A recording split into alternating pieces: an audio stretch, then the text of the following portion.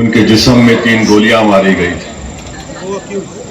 और उन लोगों को जो गिरफ्तार किया गया था और जिनको सजा दी गई थी उसमें नाथूराम गोडसे थी, फांसी दिया गया। नारायण आप्टे को भी सजा दी गई जो इस शहर का था, और गोपाल गोडसे को जेल में सजा हुई गोडसे के भाई विष्णु करकरे और मदनलाल पाहवा। तो ये लोग भी अहमदनगर से ताल्लुक रखते थे। कौन? नारायण आप्टे, विष्णु करकरे, मदनलाल पाहवा। तो दोनों अभी हम इतनी लंबी तकरीरें सुन रहा था मैं हमारे साथियों की, वो अपने अपने तरीके से जो लोग अहमदनगर की इस पुरअमन फिजा में अपना जहर उगल रहे हैं, जिनके तकारीर से हम जानते हैं, मगर ये नई बात नहीं है। नारायण आप्टे कौन थे? महात्मा गांधी के कत्ल का मुल्जिम। विष्णु करकरे नगर का। मदनलाल पाहवा कौन थे? ये जहरीले उस वक्त भी थे। इससे अहमदनगर की पाकी खत्म नहीं होती है, मगर तारीख में अगर हम जाकर देखेंगे तो नारायण आप्टे ने क्या किया था कि जितने बापू को कत्ल करने के साजिश में एक्यूज थे, ये तमाम के तमाम गंदे किस्म के इंसान थे, बिल्कुल थर्ड रेट। माने नारायण आप्टे ने एक डॉक्टर की बेटी, उसका नाम मनोरमा था, उससे इश्क लड़ाया। यहीं की बच्ची थी, ये फर्गूसन कॉलेज मशहूर पुणे का, वहां से पढ़ के आकर अमेरिकन मिशन स्कूल नगर में पढ़ाता था। कौन? नारायण आप्टे। तो यहां पर इनकी आशिकी हो गई मनोरमा से, और मनोरमा ये समझ रही थी कि नारायण आप्टे मुझसे इतनी मोहब्बत करता है कि मेरे बगैर रह नहीं सकता। वो बंबई, उस वक्त बंबई था, वहां जाकर मनोरमा से मिलते थे, और किरदार का बिल्कुल गंदा आदमी। उसके साथ साथ एक विष्णु करकरे थे। विष्णु करकरे को उनका दोस्त हो गया मदनलाल पाहवा। ये मदनलाल पाहवा उस वक्त मौजूदा पाकिस्तान से भागकर बंबई से नगर को आए थे, और नगर को आकर मदनलाल पाहवा ने उस वक्त के मुसलमान जो फ्रूट्स बेचते थे, मेवा बेचते थे, उनको मारता था और बॉम्ब भी फेंकता था। आपको शिकायत है कि भाई बात सियासी लीडर की है। आपको जानकर हैरत होगी कि नारायण आप्टे उस वक्त के अहमदनगर के म्युनिसिपल का इलेक्शन भी जीता था, उस वक्त का इलेक्शन जीता था। अब ये मदनलाल पाहवा क्या किया? औरंगाबाद में एक बहुत बड़ी तवायफ थी, उसकी बेटी से इश्क करना शुरू कर दिया। मगर वो बच्ची तवायफ नहीं थी। उसका नाम क्या था? उसका नाम था शिवांती।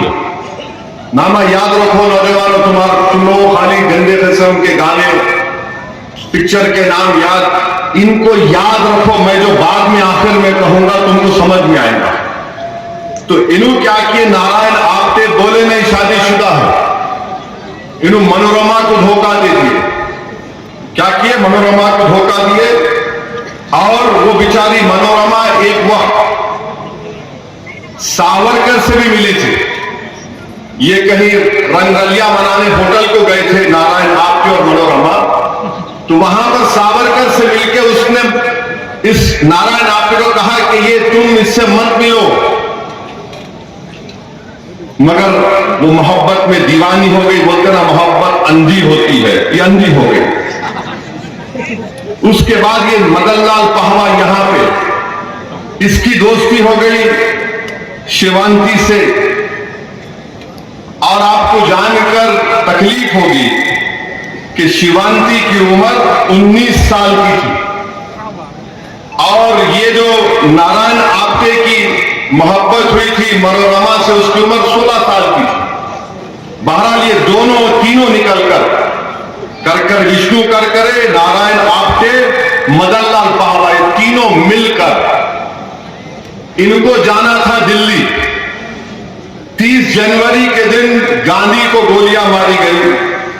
ये लोग क्या किए, 14 जनवरी को नगर से ट्रेन में बैठे, मगर पाहवा को, यानी ये मदन लाल पाहवा को सर पे मार पड़ा। मैं बोला तुम चलो, मैं बाद में आता हूं। ये चले गए, करे चले गए। फिर बाद में नारायण आप्टे जो है दिल्ली पहुंच गया। और नारायण आप्टे ने कहा अपनी महबूबा से, मनोरमा से, देखो मैं जा रहा हूं। मनोरमा के वालिद पुलिस के दवाखाने में डॉक्टर थे, और अगर तुमको मुझसे लव लेटर लिखना है तो मैं जैन साहब का एड्रेस दिए, तुम यहां लिख देना। तो चले गए, दिल्ली चले गए। अब पहले शादीशुदा यहां इश्क लड़ा दिए। दिल्ली पहुंचने के बाद उनके चीचा बोले, मियां तुम्हारे से एक बच्ची है, तुम शादी करते क्या? बोले फौरन कर, तुम बताओ, देखो जाके।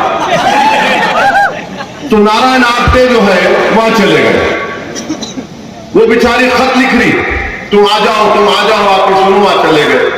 मदन लाल पाहवा क्या करे, दो सर को मार पड़ा बोल के फिर उन्होंने उर्दू में बोलते ना अपना मुंह काला करे शिवांती से।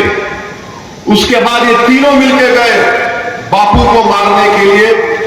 और जाने के बाद मदन लाल पाहवा की जिम्मेदारी क्या थी कि तू कॉटन बॉम्ब फोड़ना है, मारे धमाका होना, आवाज आना। उसके बाद ये आपका नारायण आप्टे, विष्णु कर करे और बोट से ये लोग बापू पे हमला करेंगे। पावा क्या था, पावा यहां पर मासूम मुसलमान जो तरकारी फ्रूट बेचते थे उनको मार के समझा मैं बड़ा काम कर सकता हूं। वहां पर जाके पावा ठंडा पड़ गया, सुंद हो गया, नहीं कर सका। उसको पुलिस पकड़ ली, किसको? मदन लाल पाहवा को। अब उसको पकड़ने के बाद क्या हुआ, गोडसे, नारायण आप्टे, विष्णु करकरे मिलकर बाबू को गोलियां मारे। करकरे वहीं पकड़े गया, गोडसे वहीं पकड़े गया। और जब गोडसे पकड़ेगा तो क्या बोला, मैं मुसलमान हूं। गोडसे जब पकड़ा गया, बाद में देखे तो मालूम हुआ कि वाकई में जो हमारे पास बच्चों की खतना कराते, खतना करा हुआ था। हंसने की बात नहीं है, फैक्ट है ये। गोडसे पकड़ा गया और उसमें क्या हुआ कि नारायण आप्टे भाग गया, निकल गया। 30 जनवरी को बापू का खत्म हो गया। नारायण आप्टे वापस आकर शायद अहमदनगर में या बंबई में मनोरमा से रंगरलियां ला रहा था, मनोरमा से रंग ले रहा था। तो ये जो विष्णु करकरे पकड़ा गया, गोडसे पकड़ा गया, उनसे पूछे तेरे साथ और कौन है, नाम बता। तो उसने बोल दिया कि भाई वो, इसका नाम नारायण आप्टे है और वो एक मनोरमा लड़की से मोहब्बत करता था। तो पुलिस क्या करी, अच्छी पुलिस थी उस जमाने की, उनका कोई कंपैरिजन नहीं है, वैसी पुलिस नहीं थी। आज तो खैर माशाल्लाह कोई बात नहीं। तो वो लोग क्या किए, उसको बुलाए, मनोरमा के वालिद को, मनोरमा को बुला के बोले, बोलो नारायण आप्टे कहां है। परेशान, बापू को कत्ल करके आके मेरे से रंगलियां मारा। बोली देखो ये यहां पर इस हॉस्टल में उसका फोन आता है, वहां पर आप तो पुलिस उस वक्त बैठी, सुन लिए, पकड़ लिया आपने तो पूरा उसमें पकड़ लिए। ये है लोगों का ताल्लुक। आपको मालूम कि उसके बाद क्या हुआ, वो बच्ची मनोरमा चंद साल में मर गई इस गम में। कि इन्हें शादीशुदा था, मेरा इस्तेसाल किया, एक्सप्लॉयटेशन किया, और फिर दिल्ली में जब बापू को मारने से पहले 2 दिन थे तो जाकर बच्ची को देख के आया, मैं इसे शादी करता हूं। ये जो था आपका मदनलाल पहवा, शिवांती का क्या हुआ? शिवांती जो है वापिस जिस्म फरोशी करने भी चले गए इसके गम में कि इसने धोखा दिया मेरे को। और शिवांती मरी कब मरी? 1988 में शिवांती का इंतकाल हुआ, और ये जालिम मदनलाल पहवा को 64 में सजा हुई। बाहर निकल के आया तो नाथूराम गोडसे के भाई गोपाल गोडसे ने उसकी शादी करा दी। आप समझे? ये जहरीले लोग हैं। ये लोग समझा नहीं सके बराबर आपको, मैं समझा रहा हूं। तो ये लोग अपने जिससे मोहब्बत का दावा करते उसको धोखा देते ये लोग, समझे आप? तो अब जो इनको रख के पाल रहे, बाबू होशियार रहो, जो इनको अब रख के बड़ा समझ रहे ना कि मेरा चाहने वाला है, ये किसके भी नहीं हो सकते। उस बच्ची की जिंदगी तबाह कर दी है। वो बच्ची जिस्म फरोशी पे चले गई, शिवांती। और आज आपको मैं बता रहा हूं, यही जहन आज हमारे भारत में है। नारायण आप्टे मर गया, फांसी हो गई, गोडसे मर गया, फांसी हो गई, मगर याद रखो वो जो जहर है ना वो आज भी है। और ये गोडसे के ताल्लुक से हिंदुत्व की ताकतें बड़ा उसको बहादुर समझती। कितना बहादुर था मैं बोलता हूं आपको। गोडसे एक बार बीमार पड़ा तो अस्पताल में डाल दिए। अपने अतराफ में 3-4 नर्सेस को देखा गोडसे, इतना डर गया क्योंकि वो दवाखाने में बीमार को तो कपड़े उतार के एप्रन पहनाते रहा। तो गोडसे वो कपड़े पहन के भाग गया, नहीं। ये है गोडसे, ये है नारायण आप्टे, ये है विष्णु करकरे, ये है आपका मदनलाल पहवा। तो अहमदनगर से इन लोगों का ताल्लुक था, नारायण आप्टे का, विष्णु करकरे का, मदनलाल पहवा का, दत्तात्रेय परचोरे। ये ग्वालियर का आदमी अपनी बंदूक लाके दिया था किसको? गोडसे को। एक बूढ़े ज़ईफ गांधी को गोली मार के ये लोग बहादुर समझते। ये कमजोरों को गोली मारते, बहादुरों पर जुल्म करने की इनकी ताकत नहीं है। याद रखो मेरी बात को। ये कमजोरों पर जुल्म करते। 80 साल के बूढ़े को मारकर तुमने क्या हासिल किया? तुमने बहुत बड़ा काम किया क्या? तुमने ऐसे बड़े आदमी को। अच्छा हाँ, और एक चीज, अहमदनगर इसलिए भी मशहूर है कि यहां की जेल में नेहरू थे। नेहरू ने जेल में बैठकर डिस्कवरी ऑफ इंडिया को लिखा था। यह अहमदनगर की तारीख है। ये अच्छा भी है और ऐसे जहरीले भी थे। तो मैं आपको बताना चाह रहा हूं कि यह पसमंजर दिखाना जरूरी था ताकि आपको मालूम हुआ, नौजवानों को मालूम हो जाए। बीजेपी को याद है मगर बीजेपी भूल जाती, आरएसएस को पूरा याद है मगर उन लोग भगवत दूसरी तरह बात करते। तो मैं नौजवानों से अपील कर रहा हूं कि अहमदनगर की इस तारीख को याद करो आप, और डरने घबराने की जरूरत नहीं। दूसरी बात, हमारा ईमान यह है कि हम रसूलुल्लाह सल्लल्लाहु अलैहि वसल्लम को दुनिया की तमाम चीजों से बढ़कर चाहते हैं। हमारा ईमान उस वक्त तक मुकम्मल नहीं जब तक कि असदुद्दीन ओवैसी अपने माँ बाप से ज्यादा, अपने बीवी से ज्यादा, अपने औलाद, अपने नवासा नवासी, अपने भाई बहनों से ज्यादा रहमतुल्लाह आलमीन सल्लल्लाहु अलैहि वसल्लम से मोहब्बत करना है। No compromise on that. आप हमारा पोस्टर निकाल लो, आप जो करते करो, मगर मेरा दुनिया में वजूद अगर है, मेरा शनाख्त है मुसलमान की, तो मोहम्मद सल्लल्लाहु अलैहि वसल्लम मेरा हर चीज वो है। अब नौजवानों, आपको शिकायत है कि जुल्म हो रहा है। याद रखो, जब हम मोहब्बत करते हैं तो मोहब्बत की तारीख ये बता रही है नगर के नौजवानों। सिद्दीक अकबर 1500 साल पुरानी तारीख तुमको बता रहा हूं। काबे का सहन है, सिद्दीक अकबर है, रसूल अल्लाह सल्लल्लाहु अलैहि वसल्लम के साथ है। कुफारान कुरैश ने सिद्दीक अकबर ने कहा कि दीन को कबूल करो और ये रहमतुल्लाह अलैहि सल्लल्लाहु अलैहि वसल्लम है। तो कुफारान कुरैश ने सिद्दीक अकबर को इतना मारा कि बाज रिवायतों में आया कि एक शख्स जो उतबा बिन राबिया नाम था, वो तो अपना जूता निकाल कर, तो जब सिद्दीक अकबर बेहोश हो गए, अबू बकर सिद्दीक रज़ी अल्लाह ताला अन्हु, तो लोग ये देख रहे थे कि उनके चेहरे को देखकर ये नहीं कह सकते थे कि उनकी नाक कहां है, नाक पीछे है या आंख पीछे या सामने। बेहोश हो गए। जब सिद्दीक अकबर को होश आया तो पहला जुमला उनकी जबान से क्या निकला अपनी मां से, बताओ मोहम्मद सल्लल्लाहु अलैहि वसल्लम कैसे हैं, बताओ मोहम्मद सल्लल्लाहु अलैहि वसल्लम कैसे हैं। सिद्दीक अकबर की मोहब्बत गार में है, हिजरत कर रहे हैं। गार में सिद्दीक अकबर चले गए, बोले या रसूल अल्लाह ठहरिए। अंदर गए, गार को साफ किया, सब सुराखों में पत्थरों की तरफ से आज इस हुकूमत को, प्रशासन को और पुलिस को यह कहना चाहता हूं, एक एक नौजवान, एक एक बुजुर्ग की तरफ से मैं इस हुकूमत को यह बात कहना चाहता हूं कि जमीन पर घर बनाया है मगर जन्नत में रहते हैं। हमारी खुशनसीबी है कि हम भारत देश में रहते हैं।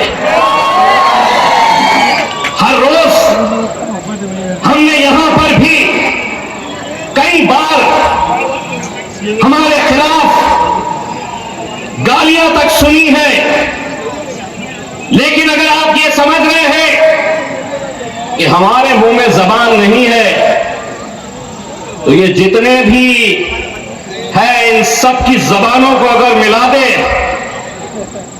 हम तो जबान और पाए खाने वालों में से है। मेरे आप हमारी जबान का कहां मुकाबला कर पाओगे? हम नहीं कहेंगे।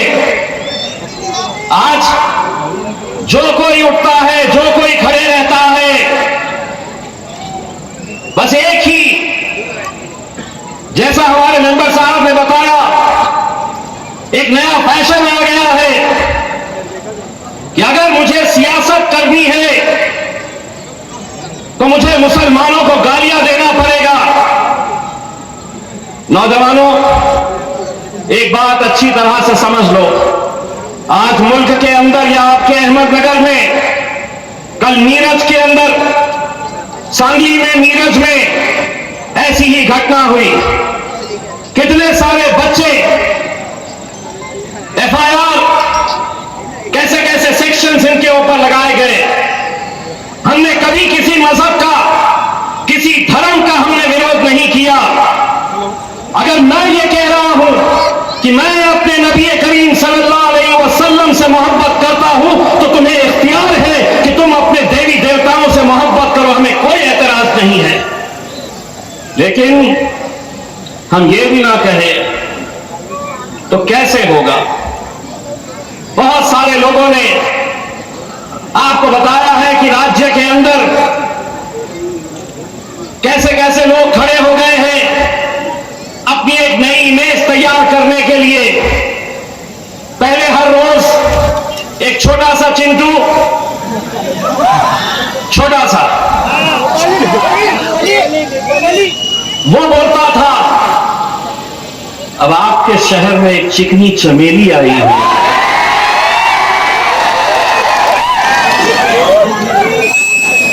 चिकनी चमेली,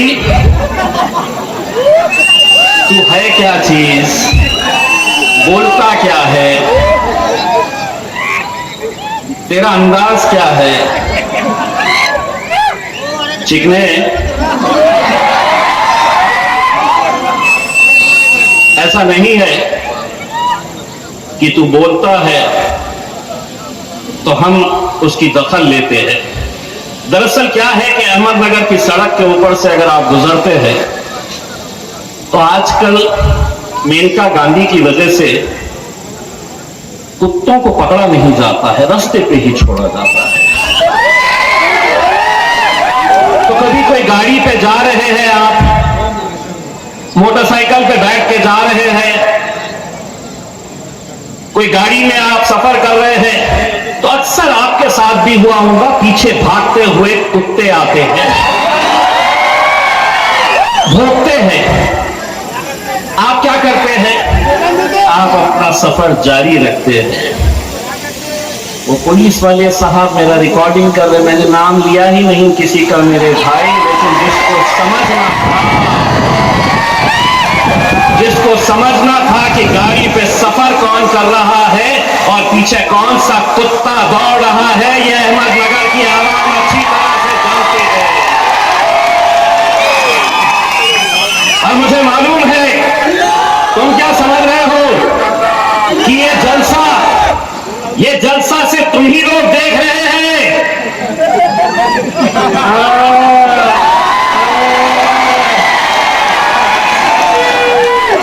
मुझे मालूम है कि चिकनी चमेली तो भी देख रही है कि मेरे बारे में क्या बोल रहे हैं करके।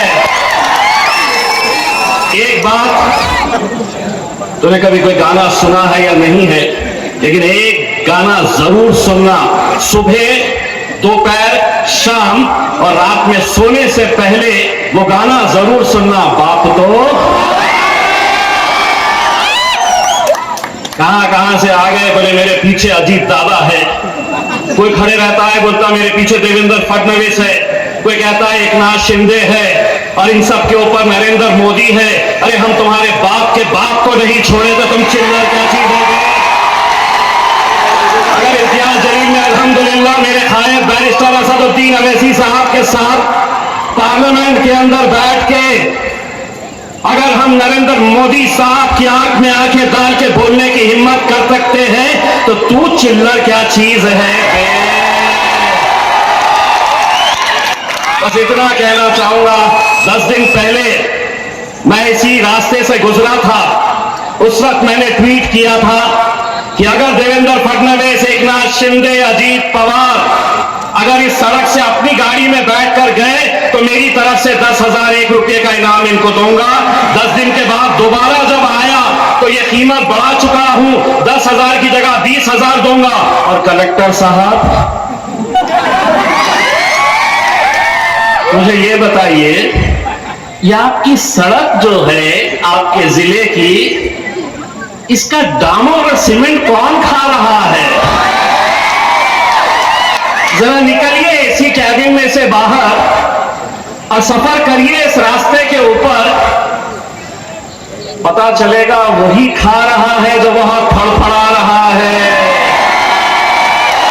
क्योंकि अगर अनाज खाते तो सीधा रहते, अब भूख खाने की आदत हो गई है तो फड़फड़ा सकते हो। मुझे मालूम है ये सभा हुई है तो कुछ दिन के बाद तेरी महफिल भी सजेगी, लेकिन एक बात अच्छी तरह से मैं जानता हूं, महफिल तेरी सजेगी, चर्चा हमारा होने वाला है। स्टेज पर तू बैठेगा, बोलने वाला हमारे बारे में बोलेगा। मैं, मेरे भाइयों, मुझे मालूम है कि अहमदनगर एक ऐसा जिला है जहां पर हमारे कुछ पुराने साथी उस झंडे को संभाले हुए थे, जिस झंडे से लोग परहेज करते थे। 29 तारीख, 28 तारीख के दिन जो अहमदनगर के अंदर घटना हुई, हम यकीन मानिए किसी भी तरह की हिंसा का हम समर्थन नहीं करते थे। मैं नौजवानों से सिर्फ इतनी अपील करना चाहूंगा, यकीनन हम अपनी जान से ज्यादा अपने मोहम्मद मुस्तफा सल्लल्लाहु अलैहि वसल्लम से हम मोहब्बत करते हैं, लेकिन अगर कोई बैनर लेकर खड़े रहेगा, कोई पोस्टर लेकर खड़े रहेगा और यह कहेगा कि मैं मेरे नबी के बताए हुए रास्ते के ऊपर चल रहा हूं, मेरे नबी से मेरी मोहब्बत अगर मुझे जताना है तो मैं कहीं बैनर लगाऊंगा, कहीं पोस्टर लगाऊंगा, तो नहीं मेरे भाई। हमारे आका ने हमें कुछ बातें बताई है, कुछ बातें सिखाई है, जिंदगी कैसे जीना है ये हमको बताया है। आप लोगों को हमसे इतनी मोहब्बत क्यों है, पहले ये बताइए। सारे पुलिस डिपार्टमेंट से हम ये सवाल करते हैं, क्या वजह है कि जब भी हम आते हैं तो हमारे हाथ में 3-3 पेज का एक लव लेटर दे दिया जाता है। अभी गेस्ट हाउस के अंदर एंटर हुए नहीं कि पुलिस अधिकारी अंदर आ रहे, असद भाई समझ गए मोहब्बत का पैगाम लेकर आए हैं करके, और उस पैगाम के अंदर ये लिखा होता है कि आपने ये बोलना, ये नहीं बोलना, ऐसा करना, वैसा नहीं करना। तो अब इसी पुलिस डिपार्टमेंट को मैं ये कहना चाहता हूं, आपकी जैसी मर्जी है उस हिसाब से आज का ये जलसा हुआ है। लेकिन एक बात ये भी समझ लीजिएगा, अगर अहमदनगर की सरजमीन के किसी भी स्टेज के ऊपर से अगर मुसलमानों को गालियां दी गई तो हमारी जबान कैसी है, हम आने वाले जलसे के अंदर हम दिखाएंगे।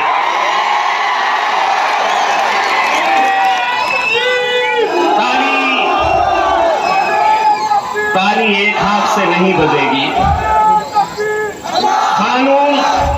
कानून और नियम सिर्फ मजलिस के लिए रह नहीं सकते हैं। इस मुल्क के अंदर अगर कानून है तो सबके लिए है। और हां, 30 तारीख के दिन पुलिस ने हमें यह सभा लेने का परमिशन भी दे दिया था, लेकिन मेरे कायद बैरिस्टर असदुद्दीन अवैसी साहब ने उस दिन यह फैसला लिया जब यहाँ के आईजी और एसपी साहब का फोन आया और उन्होंने ये बताया कि यहाँ का माहौल थोड़ा गर्म है। तब हम तो आना चाहते थे, लेकिन कायद बैरिस्टर असदुद्दीन अवैसी साहब ने ये कहा कि हमें अहमदनगर के अंदर अमन चाहिए, हम कोई गड़बड़ी नहीं चाहते हैं, हम किसी को कोई तकलीफ देना नहीं चाहते हैं। इसीलिए उस दिन ये फैसला लिया गया कि ये सभा हम 30 तारीख के लिए नहीं, हम 9 तारीख के दिन आएंगे। अब मैं पुलिस डिपार्टमेंट जरा सुन लिए। अहमदनगर में ये हजारों की तादाद में जो या ये सरों का समंदर जमा हुआ है, इस बात की गवाही देता है कि वाकई में मुकुंदनगर ने ठाना है कि अब मजलिस के साथ जाना है। इंशाअल्लाह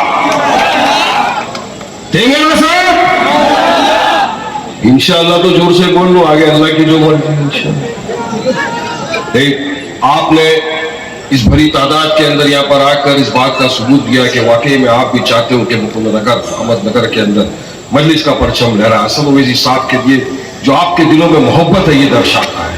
और दिन ब दिन देश के अंदर देखिए पूरी तरह से मेरे कायद बैरिस्टर असद ओवैसी के लिए मोहब्बत बढ़ती ही जा रही है, बढ़ती ही जा रही है।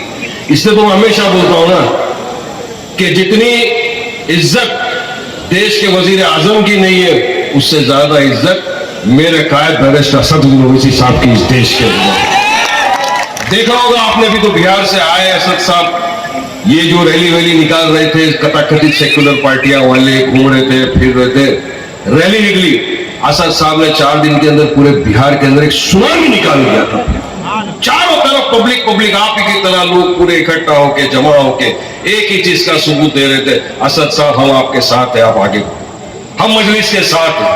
क्योंकि मजलिस वाकई में एक ऐसी जमात है, वाकई में एक ऐसी पार्टी है जो बेबाकी के साथ अपनी बात रखती है, हर शोबे के ऊपर अपनी बात रखती है। आपको पता होगा कि बहुत जल्दी महाराष्ट्र के अंदर कॉरपोरेशन के, नगर परिषद के, जिला परिषद के चुनाव आने वाले हैं। सुप्रीम कोर्ट ने कहा है कि 31 जनवरी तक किसी भी तरह चुनाव को खत्म करना है, उसके बाद कोई डेट नहीं मिलेगी। कभी भी आए चुनाव, मजलिस हमेशा तैयार थी, तैयार है, तैयार रहेगी इंशाअल्लाह होगा। चुनाव का माहौल है तो काफी सारे लोग उतर चुके हैं। कुछ ये सरकार ने, भाजपा ने अपने नफरती चिंटुओं को छोड़ रखा है। इनका एक ही काम है, जाओ नफरत फैलाओ। नफरत हाईएस्ट कैसा फैला सकते हैं? मुसलमानों के खिलाफ आप शराब बकवास है। उसमें एक वो आ गया नेपाली टिकना सा आया ना, नेपाली हर दिन बार आगे एक ही काम, ये कर डालेंगे, वो कर डालेंगे, मस्जिदों में घुस घुस के मारेंगे मुसलमानों को। अब तो चैलेंज भी कर दिया था मैंने, आजा बेटा मस्जिद में, आएगा तो टांग पे, मगर जाएगा इंशाल्लाह स्ट्रेचर के ऊपर, बोल दिया था। डरते किसी के बाप से नहीं, संविधान का सम्मान करते हैं, मान मर्यादा है।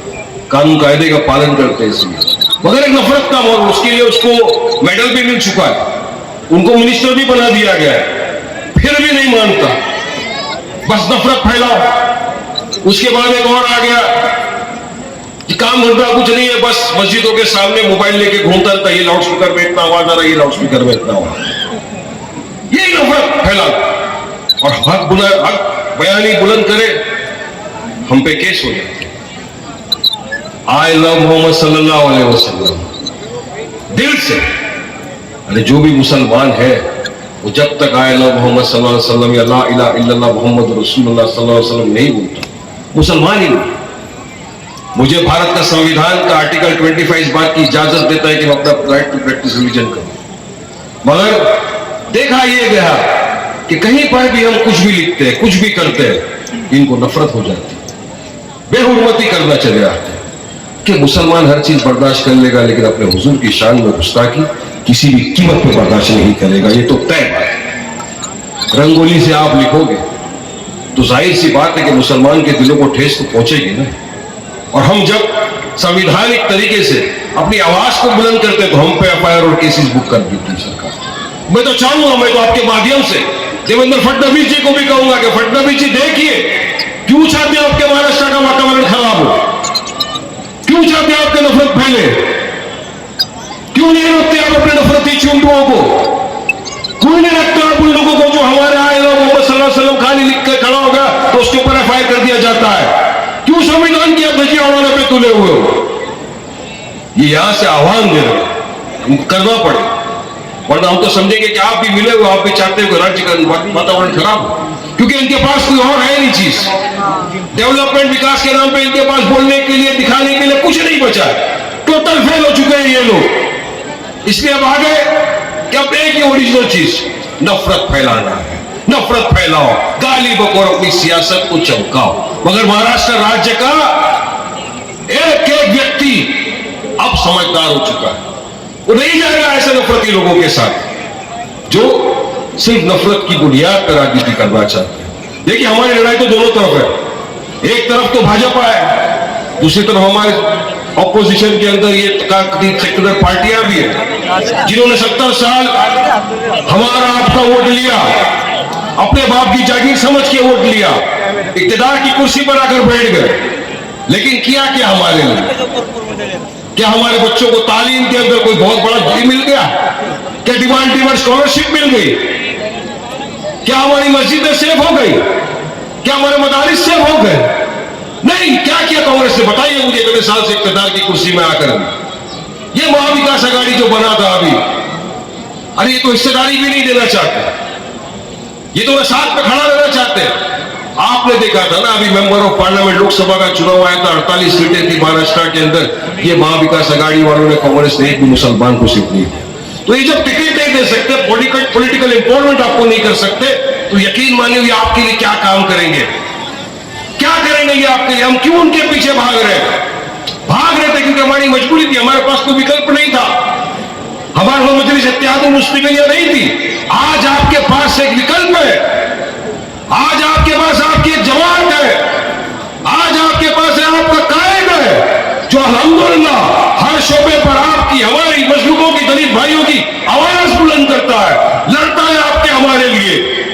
हर तरफ आपने देखा, अभी कुछ वक्त पहले ही आपने देखा वक्फ का काला कानून भाजपा की सरकार लेकर आ गई, हमारे मस्जिदों की, मदारिसों की, खानकाहों की पूरी छीनने की तैयारी कर ली सरकार ने।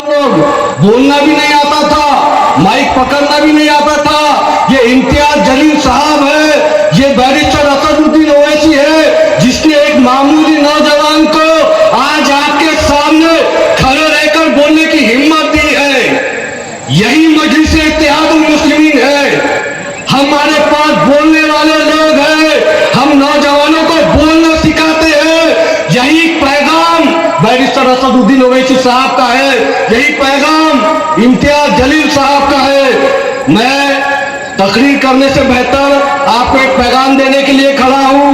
पिछले बार जब मुकुंदनगर के अंदर हमारी मीटिंग थी तब भी मैंने कहा था कि हम लोग इम्तियाज जलील साहब की क़यादत में सबसे ज्यादा काम मेडिकल फील्ड के अंदर करते